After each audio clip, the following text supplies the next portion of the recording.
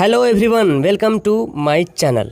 तो आज मैं आपके लिए बहुत ही इंपॉर्टेंट लेसन लेकर आया हूँ। ये क्लास 10th के लिए है और कोई भी अगर 12th वाले हैं तो भी दे सकते हैं, क्योंकि एक ऐसा लेसन है जो कि हर एग्ज़ाम के लिए बेनिफिट है। ये है आपका लेसन, आपका विद्युत यानी कि इलेक्ट्रिक करंट या विद्युत धारा जिसको बोलते हैं, वही आपका लेसन है। इसमें मैं आपको 50 इम्पोर्टेंट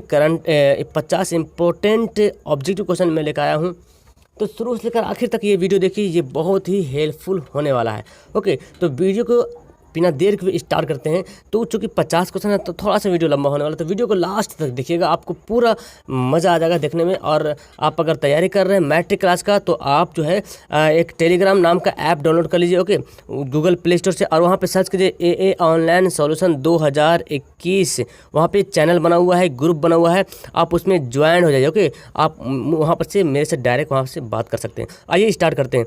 तो सबसे पहले आपको तो पता है कि विद्युत धारा के बारे में पढ़ना है जी। यहाँ पे तो सबसे पहला सवाल मैं आपको यहाँ पे दिखा रहा हूँ, आपको फटाफट अगर आपको याद होगा तो आप भी मुझे लास्ट में कमेंट करके बताएंगे। ओके, तो यहाँ पे देखिए सबसे पहला सवाल है कि विद्युत आवेश का मात्रक क्या है? वोल्ट, ओम, एम्पियर, कूलाम। तो एक का सही आंसर ऑप्शन जानते हैं कूलाम। विद्युत आवेश का सही मात्रक क्या है? कूलाम है। ओके, दूसरा सवाल आपका है कि 1 वोल्ट कहलाता है, 1 वोल्ट क्या कहलाता है? तो इसका सही आंसर होगा 1 जूल बटा coulomb. Okay, 1 joule by coulomb.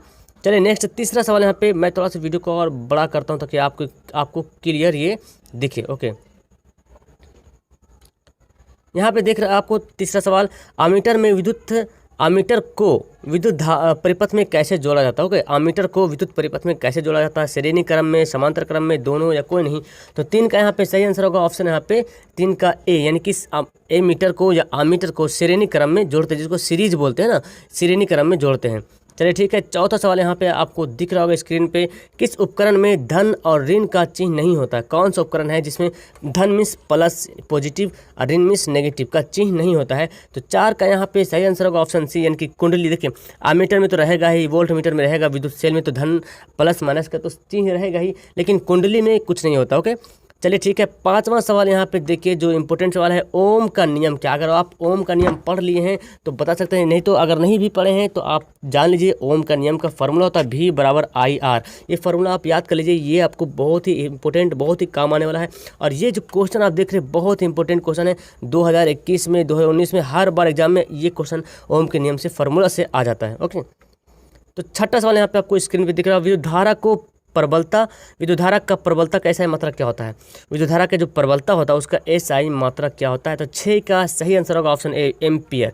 ऐसे भी विद्युत धारा का जो SI मात्रक एम्पियर ही होता है। वोल्ट अलग है, ओम अलग है, जूल अलग है, सबको यहाँ पे सारा क्वेश्चन यहाँ पे मेंशन किया गया। जो इंपॉर्टेंट क्वेश्चन था सबको मेंशन किया गया।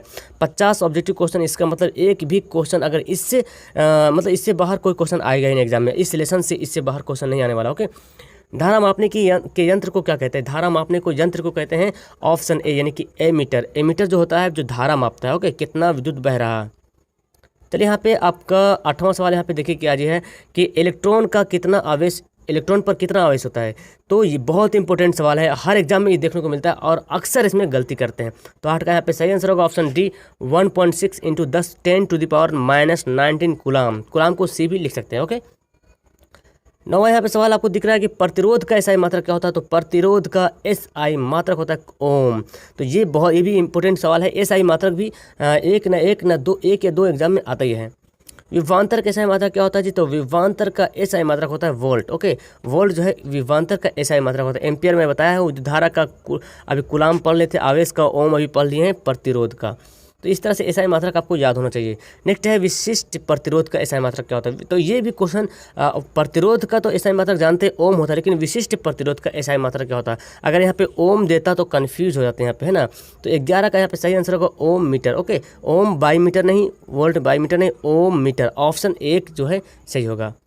12वां सवाल आप देखिए कि विद्युत शक्ति का SI मात्रक क्या होता है? विद्युत शक्ति का SI मात्रक क्या होता है? तो यहाँ पे देखिए न्यूटन, वोल्ट, वाट, जूल। तो विद्युत शक्ति यानी कि जिससे आप बिजली, जो इलेक्ट्रिक जो मीटर होता है, जिससे मीटर जो आपका बिजली मापता है, विद्युत शक्ति, उसको वो क्या होता है? वाट होता है। आप देखें बल्ब वगैरह में वाट लिखा रहता है, तो इसका सही आंसर होगा वाट। अब 12 का सही आंसर यहाँ देखिए, 12 का सवाल तो हो गया है। 13 नंबर सवाल देखिए, हाँ 13 नंबर सवाल आपको स्क्रीन पे दिख रहा होगा कि 1 कूलाम होता है, 1 कूलाम किसके बराबर होता है? तो 13 का यहाँ पे सही आंसर होगा ऑप्शन यहाँ पे B, 1 ampere into 1 second. 1 ampere into 1 second, यानी कि 1 एम्पियर गुना 1 सेकेंड को गुना कर देंगे, एम्पियर जितना भी एम्पियर रहेगा और जितना टाइम लगेगा उसको गुना कर देंगे तो हमारा क्या निकल जाएगा? 1 कूलाम निकल जाएगा। ठीक है, 14 सवाल आप देखिए कि 14 किलोवाट, 1 किलोवाट घंटा मात्रक क्या? किलोवाट घंटा मात्रक किसका है? किलोवाट घंटा किसका मात्रक है? तो 14 का यहाँ पे आंसर होगा ऑप्शन बी, विद्युत ऊर्जा का। ऊर्जा यानी कि एनर्जी जितना उत्पन्न होता है वो किलोवाट मात्रक उसका किलोवाट से नापा जाता है। ओके, 15 सवाल आपको दिख रहा होगा, एक विद्युत यूनिट बराबर होती है। एक विद्युत यूनिट किसके बराबर होती है? एक विद्युत यूनिट जो मीटर में जो यूनिट उठता है बिजली जो यूज करते हैं घर में, तो यहाँ पे वही सवाल ले रहा था 1 किलोवाट घंटा का। 1 किलोवाट घंटा जो है 1 विद्युत यूनिट के बराबर होता है। तो सवाल घूम के भी आ सकता है कि 1 किलोवाट घंटा में कितना यूनिट होता है? तो आप बोलेंगे 1 यूनिट होता है। ये भी सवाल आपको यहाँ पे मेंशन किया गया है। देखिए नेक्स्ट सवाल आपका यहाँ पे है, जब हमारा शरीर गीला होता है, यानी कि जब आप नहाते हैं या भीग जाते हैं बारिश में, तो प्रतिरोध कितना होगा उसका? उस टाइम प्रतिरोध कितना होता है शरीर का? तो 16 का यहाँ पे सही आंसर ऑप्शन डी, यानी कि 200 से 300 ओम। प्रतिरोध कैसा मात्रक? यही है ओम। ओके, चलिए ठीक है। 17 सवाल देखिए कि मानव शरीर का प्रतिरोध कितना है, यानी कि नॉर्मली जो शरीर का जो प्रतिरोध होता है कितना होता है? आपको पता है कि पानी में जो है बिजली करंट फ्लो करता है, बहता है। तो अगर आप भीग जाएंगे तो आपका प्रतिरोध यानी कि 200 से 300 आपको बिजली करंट लगने की ज़्यादा खतरा होता है। लेकिन आप सूखा शरीर, मानव शरीर का मतलब सूखा शरीर है, तो वहाँ पर आपका शरीर का प्रतिरोध कितना रहेगा? तो 17 का यहाँ पर आंसर होगा 3000 ओम। 3000 ओम के आसपास आपका शरीर का प्रतिरोध रहता है। चलिए ठीक है, 18वां सवाल यहाँ पे देखिए क्या है जी, परिपथ की सुरक्षा के लिए किस युक्ति का उपयोग करते हैं? परिपथ जो होता है, बिजली का जो लाइन होता है घर में लगा होता है उसी को बोलते हैं परिपथ। जो वायर रहता है, जो तार रहता है, उसकी सुरक्षा के लिए परिपथ टूटे नहीं, तो उसके लिए किस युक्ति का इस्तेमाल करते हैं? तो 18 का यहाँ पे आंसर ऑप्शन है विद्युत फ्यूज। आप जानते हैं बोर्ड में एक फ्यूज लगाते हैं, क्यों? क्योंकि अगर कुछ गड़बड़ हो तो डायरेक्ट फ्यूज उड़ेगा, पूरा लाइन नहीं उड़ेगा। अगर आप फ्यूज नहीं लगाते हैं और वोल्टेज बढ़ जाएगा तो पूरा घर का जितना वायर है सब उड़ जाएगा, जितना टीवी, एसी, बल्ब वगैरह सारा कुछ आपका बेकार हो जाएगा, जल जाएगा। चलिए नेक्स्ट 19वां सवाल आपका है, नाइक्रोम में कौन कौन से तत्व होते हैं?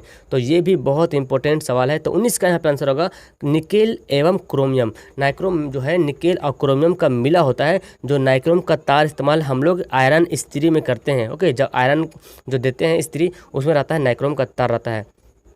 नेक्स्ट यहाँ पे सवाल आपका है बहुत इंपॉर्टेंट, टंगस्टन धातु। टंगस्टन क्या होता है? जो बल्ब के अंदर जो फिलामेंट बना होता है जी, वो उसमें टंगस्टन का बना होता है। तो टंगस्टन धातु के गलनांक कितना होता है? कितना गलनांक होता है? कितना में वो गल सकता है? अगर देखते हैं कभी कभी बिजली जो पहले पुराना वाला बॉल आता था उसमें लगा हुआ रहता था इस तरह से, अब तो डिजिटल बल्ब आ गया है ना, तो उसमें टंगस्टन लगा रहता था। रेड टाइप का बल्ब अभी भी दिखता होगा आपको गाँव में। तो वहाँ पे उसका गलनांक कितना होता है? कभी कभी फ्यूज हो जाता है। तो फ्यूज होने के कारण क्या है, जो क्षमता है उसको सहने का, उससे ज़्यादा आपका पावर आ जाता है, तो क्या होता है? फ्रीज हो जाता है। तो यहाँ पे 20 का जो आंसर है 3000 डिग्री सेल्सियस, यानी कि 3000 डिग्री सेल्सियस तापमान, टेम्परेचर है ये। ओके, टेम्परेचर उतना आप वो जो टंगस्टन जो बल्ब जो धातु रहता है वो सह सकता है। उससे ज़्यादा जाता है तो वो क्या होता है? आपका वो बल्ब जो है फ्यूज हो जाता है। तो आप याद रखेंगे 3000 डिग्री सेल्सियस। चलिए ठीक है, आपका नेक्स्ट 21वां सवाल है, विद्युत बल्ब में कौन सी गैस भरी होती है? तो ये भी इंपॉर्टेंट सवाल है। तो विद्युत बल्ब में जो है निष्क्रिय गैस भरी होती है। ऑप्शन ए सही होगा 21 का। ओके, नेक्स्ट आपका है कि विद्युत बल्ब किस धातु का बना होता है? जो बल्ब बना होता है जो चारों तरफ, तो जाहिर सी बात कांच का रहेगा, है ना। लेकिन कभी अब तो प्लास्टिक का भी आता है, लेकिन ये विद्युत बल्ब वो नहीं हुआ, सबसे बेहतर आपका कांच वाला है। ओके, चलिए नेक्स्ट आपका 23वां सवाल है कि 1 जूल प्रति सेकंड कार्य करने की दर को क्या कहते हैं? 1 जूल प्रति सेकंड, यानी कि 1 जूल काम हुआ हर 1 सेकंड में, तो उस जो दर, काम करने की जो रेट है, जो दर है, उसको क्या कहते हैं? तो 23 का यहाँ पे सही आंसर होगा 1 वाट। तो आप समझ में आ गया कि 1 वाट 1 जूल प्रति सेकंड। यहाँ पे आप लिख सकते हैं 1 जूल प्रति सेकंड। 1 जूल प्रति सेकंड ऐसे फार्मूला भी बना सकते हैं 1 वाट के लिए। चलिए आपका यहाँ पे 24वां सवाल आपको दिख रहा होगा, 1 जूल और 1 सेकंड में अनुपात क्या होता है? तो बहुत अच्छा यहाँ पे सवाल दिया हुआ है। 24 का यहाँ पे होगा 1 डब्ल्यू, 1 वाट, जो कि अभी तुरंत जो सवाल पूछे थे सेम इसी तरह सवाल है। 1 वाट, यहाँ पे वाट यहाँ पे डब्ल्यू में लिख दिया है, लेकिन यहाँ पे आप समझना डब्ल्यू मीन्स वाट ही यहाँ पे होता है। ओके, नेक्स्ट 25वां सवाल है। तो इस तरह से सवाल घुमा करके एग्जाम में दिया जाता है। आपका तो सिलेबस एक लिमिट में है, जो कि ज़्यादा है ना सिलेबस, जो भी सिलेबस लिमिट में है तो सवाल उसी के अंदर में आएगा, बाहर से तो आएगा नहीं। तो उसी में से सवाल को मॉडरेट करता है, कैसे कि स्टूडेंट थोड़ा सा मतलब भ्रमित हो जाए, कन्फ्यूज हो जाए। एल्यूमिनियम का प्रतिरोध कितना होता है? तो बहुत इंपॉर्टेंट ये भी सवाल है। 25 का यहाँ पे आंसर ए होगा 2.36 इंटू 10⁻²। ये जो एल्यूमिनियम का प्रतिरोध होता है। चलिए नेक्स्ट आपका यहाँ पे सवाल दिख रहा होगा स्क्रीन पे कि जिस पदार्थ में अति निम्न ताप बिना किसी प्रतिरोध के विद्युत धारा का गमन करता है उसे क्या कहते हैं? जिस पदार्थ में अति निम्न ताप पर, यानी कि बहुत ही कम ताप पर, बहुत ही कम टेम्परेचर पे जो विद्युत बल्ब रहता है, बहुत कम टेम्परेचर पे बिना किसी प्रतिरोध के, बिना किसी रुकावट के विद्युत धारा का गमन होता है तो उसे क्या कहते हैं? तो 26 का यहाँ पे आंसर होगा ऑप्शन ए, यानी कि अति चालक। अति चालक का मतलब हुआ बहुत कम निम्न ताप पर भी विद्युत जो है गमन कर पा रहा होगा। 27वां यहाँ पे सवाल है कि सर्वश्रेष्ठ चालक का उदाहरण क्या है? सर्वश्रेष्ठ चालक मतलब सबसे अच्छा बिजली करंट बह सकता है, तो वहाँ पे आपका आंसर होगा चांदी जो है सबसे अच्छा उदाहरण। लेकिन अभी हम लोग उसके बाद फिर चांदी के बाद फिर तांबा आता है, लेकिन अभी जो हम लोग एल्यूमिनियम का इस्तेमाल करते वायर, है ना। चलिए नेक्स्ट आपका यहाँ पे सवाल आपका है जी कि चालक का प्रतिरोध निर्भर करता है। चालक का प्रतिरोध किस पर निर्भर करता है? चालक का प्रतिरोध ज़्यादा है या कम है, किस पर निर्भर करेगा? तो 28 का यहाँ पे आंसर डी होगा, चालक में प्रवाहित विद्युत धारा, यानी कि चालक में विद्युत धारा कितना स्पीड बह रहा है उसी पे डिपेंड करेगा। नेक्स्ट आपका सवाल यहाँ पे 29वां सवाल है कि समांतर क्रम में संयोजित प्रतिरोध की संख्या घटने के उपरांत संयोजित प्रतिरोध का कुल प्रतिरोध कितना होगा? यानी कि समांतर क्रम में आप पढ़ेंगे, इस लेसन में जब पढ़ेंगे तो श्रेणीकरण, समांतर क्रम मैं सब पढ़ाऊंगा आपको, लेकिन पहले मैं सोच रहा हूँ कि आपको पहले ऑब्जेक्टिव जितना सवाल है उसका मैं वीडियो पहले अपलोड कर दूँ, आप लोग को ऑब्जेक्टिव से थोड़ा थोड़ा सिखा दूँ, उसके बाद फिर मैं सब्जेक्टिव एक एक करके पॉइंट वाइज पॉइंट मैं आपको वीडियो लाता रहूँगा। तो समांतर क्रम में संयोजित प्रतिरोध की संख्या घटने के उपरांत संयोजित प्रतिरोध का कुल प्रतिरोध कितना होगा? तो यहाँ पे 29वां का आंसर होगा, यानी कि बढ़ेगा। प्रतिरोध क्या होगा? बढ़ जाएगा। जब उपरांत प्रतिरोध संख्या जब घट जाएगा, संयोजित प्रतिरोध की संख्या घट जाएगा तो यहाँ पे क्या होगा? संयोजित प्रतिरोध क्या होगा? बढ़ जाएगा। ऑप्शन ए से होगा। 30वां सवाल आपका यहाँ पे दिख रहा है, जिस पदार्थ में आवेशों का प्रवाह आसानी से होता है। आवेश का मतलब बिजली, ओके। आवेश का मतलब क्या समझ रहे हैं आप? बिजली, इलेक्ट्रॉन समझिए इस तरह से। तो आवेश का प्रवाह जो आसानी से होता है उसे क्या कहते हैं? तो जिसमें आसानी से बह सकता है उसको बोलते हैं सुचालक। सुचालक यानी कि जिसमें बिजली आसानी से बह सकता है, जैसे चांदी हो गया, तांबा हो गया, लोहा हो गया, एल्यूमिनियम हो गया। इसमें क्या होता है? आसानी से, यानी कि आवेश मतलब बिजली जो है प्रवाहित हो जाता है। चलिए ठीक है। नेक्स्ट यहाँ पे 31वां सवाल आपको दिख रहा है स्क्रीन पे कि जिस विद्युत परिपथ में धारा दोनों दिशाओं में प्रवाहित होता है, यानी कि जिस विद्युत परिपथ में धारा जो है दोनों दिशाओं में, इधर और इधर दोनों तरफ में, ओके, उसे क्या कहते हैं? तो 31 का यहाँ पे जो आंसर होगा ऑप्शन ए, यानी कि प्रत्यावर्ती धारा, जिसको एसी धारा बोलते हैं, ओके। नेक्स्ट यहाँ पे 32वां सवाल आपको दिया हुआ है कि वोल्ट मीटर को समांतर क्रम में क्यों जोड़ते हैं? वोल्ट मीटर, अब देखिए यहाँ सब आपको पता चल गया कि वोल्ट मीटर को किस क्रम में जोड़ते हैं? समांतर क्रम में। और इससे पहले पढ़े थे ए मीटर को किस क्रम में जोड़ते हैं? श्रेणी क्रम में। तो यहाँ से ये भी सवाल याद रखिएगा। तो यहाँ पे बोल रहा हूँ वोल्ट मीटर को समांतर क्रम में क्यों जोड़ते हैं? तो 32 का यहाँ पे आंसर होगा एक, यानी कि अधिक प्रतिरोध प्राप्त करने के लिए। प्रतिरोध का मतलब रुकावट। वोल्ट मीटर को इसलिए समांतर क्रम में जोड़ते हैं ताकि प्रतिरोध अधिक हो, है ना, रुकावट ज़्यादा हो, इसीलिए हम लोग वोल्ट मीटर का प्रतिरोध इस्तेमाल करते हैं समांतर क्रम में। नेक्स्ट यहाँ पे आपका सवाल है कि यहाँ देख रहे हैं आपको स्क्रीन पे दिख रहा होगा 33वां सवाल, जिस धातु, एक मिनट यहाँ पे दिख रहा होगा आपको कि जिस विद्युत लिखा हुआ है परिपथ में धारा एक ही दिशा में प्रवाहित होती है, यानी कि दो दिशा में धारा प्रवाहित हो रहा था, एक इधर भी एक इधर भी, तो वो तो था एसी धारा। लेकिन अब जो है एक ही धारा में प्रवाहित होगा तो वो उसको क्या कहते हैं? तो 33 का आंसर होगा दिष्ट धारा। दिष्ट धारा का मतलब डीसी, डायरेक्ट करंट। जैसे कि आपका जो इन्वर्टर होता है उसका करंट कितना खतरनाक होता है, देखते हैं, डायरेक्ट करंट बहता है। और एसी क्या होता है? जो आपके जो ट्रांसफार्मर से जो लाइट आती है इस तरह से करंट बहती है, ओके, इस तरह से एसी करंट बहती है। और डीसी करंट क्या होता है? डायरेक्ट करंट बहती है जी, डायरेक्ट, कोई कट नहीं, इसलिए आपका करंट जो है काफ़ी बेहद लगता है, झटका लगता है। चलिए नेक्स्ट आपका यहाँ पे देखिए, आपको दिख रहा होगा 34वां सवाल आपको स्क्रीन पे है कि अमीटर को श्रेणी क्रम में क्यों जोड़ते हैं? अब देखिए ये भी पता चल गया कि अमीटर को श्रेणी क्रम में जोड़ते हैं, लेकिन क्यों? तो 34 का यहाँ पे आंसर बी होगा, कम प्रतिरोध प्राप्त करने के लिए। तो प्रतिरोध को अगर कम कर प्राप्त करना है तो उसको श्रेणी क्रम में जोड़ते हैं, और प्रतिरोध को ज़्यादा प्राप्त करना है तो समांतर क्रम में जोड़ेंगे। कब? वोल्ट मीटर को। आपको पता है श्रेणी क्रम का एग्जाम्पल अगर मैं दूँ तो आप झालर वाला लाइट देखो, जो दिवाली पे लाइट जलाते हैं, एक ही तार में कितना सारा बल्ब जुड़ा होता है, लेकिन अगर एक तार में अगर फ्यूज तार में अगर कुछ ज़्यादा पावर आ जाता है तो पूरा बल्ब क्या होता है? उड़ जाता है। तो यही आपका श्रेणी क्रम। और समांतर क्रम जो आपका घर में जो बना होता है, एक बोर्ड यहाँ रहता है, इसमें इससे अलग तार जाता है ना, एक बोर्ड यहाँ पे रहता है, इसमें से अलग तार आता है, तो ये बोर्ड खराब होता है तो इस बोर्ड को कुछ नहीं होता है। एक इधर रूम है तो इस बोर्ड में कुछ नहीं होगा, यानी कि यही समांतर क्रम में अलग अलग रहता है। तो समांतर क्रम में हम क्या लगाते हैं? वोल्ट मीटर लगाते हैं कि प्रतिरोध रोके, लेकिन श्रेणी क्रम में क्या कहते हैं? प्रतिरोध को कम करने के लिए, ताकि आराम से बिजली जो है प्रवाहित हो सके। ओके, 34 का अब देखिए 35वां नंबर सवाल आपको दिख रहा होगा कि वोल्ट मीटर को किस लिखा हुआ है, किस क्रम में जोड़ा जाता है। ओके, थोड़ा टाइपिंग में मिस्टेक हुआ। वोल्ट मीटर को किस क्रम में जोड़ा जाता है, तो आप तो यहाँ पे बता सकते हैं वोल्ट मीटर को समांतर क्रम में जोड़ते हैं और एमीटर को श्रेणी क्रम में जोड़ते हैं। तो 35 का यहाँ पे आंसर 1 हो जाता है। 36 का यहाँ पे सवाल देखिए क्या है जी, विद्युत विभव कौन सी राशि है, यानी कि विद्युत विभव जो है सदिश राशि है कि अदिश राशि है। तो 36 का यहाँ पे आंसर होगा अदिश राशि। तो याद कर लीजिए विद्युत विभव जो है अदिश राशि है। आप लोग 9 क्लास में पढ़े होंगे सदिश राशि, अदिश राशि।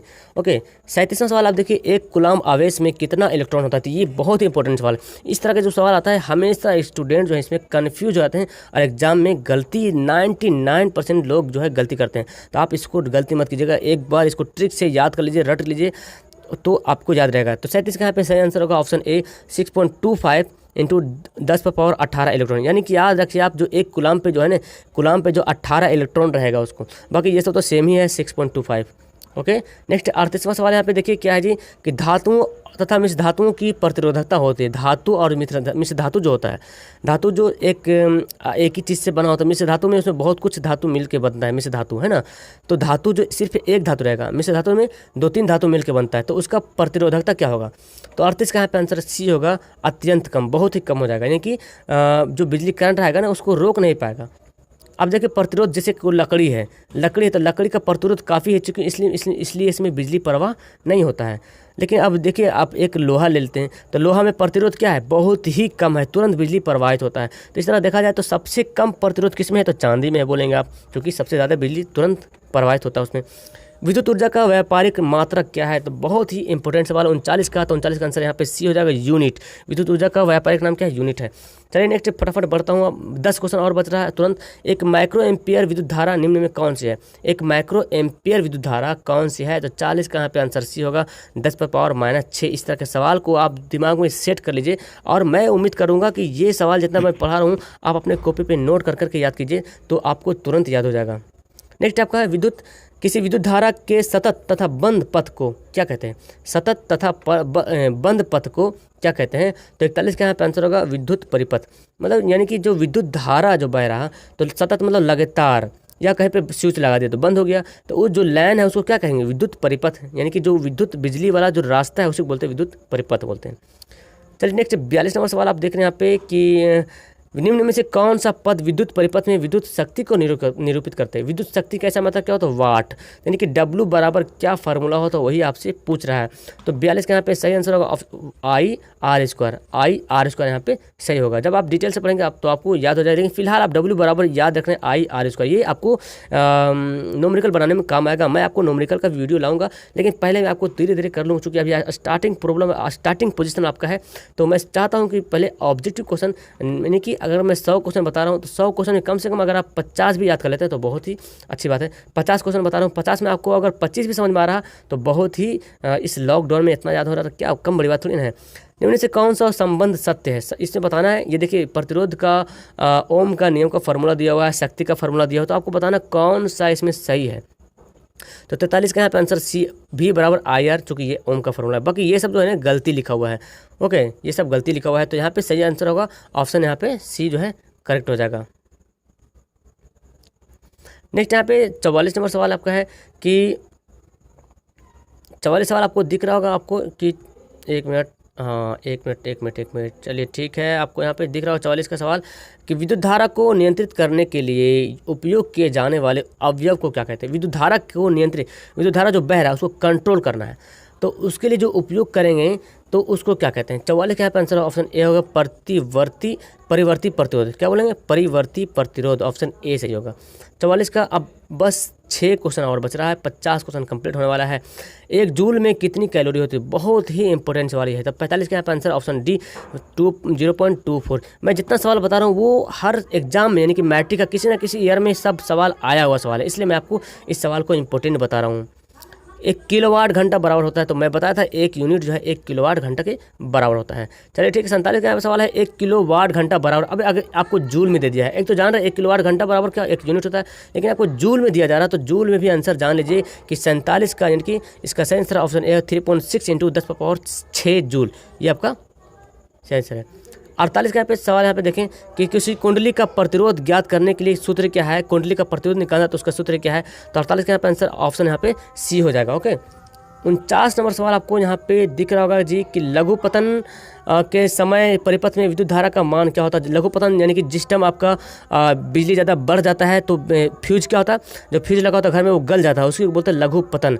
तो उस टाइम जो है विद्युत परिपथ का मान क्या होगा। तो 49 का यहाँ पर सही आंसर ऑप्शन ए यानी कि बहुत ही अधिक होता है।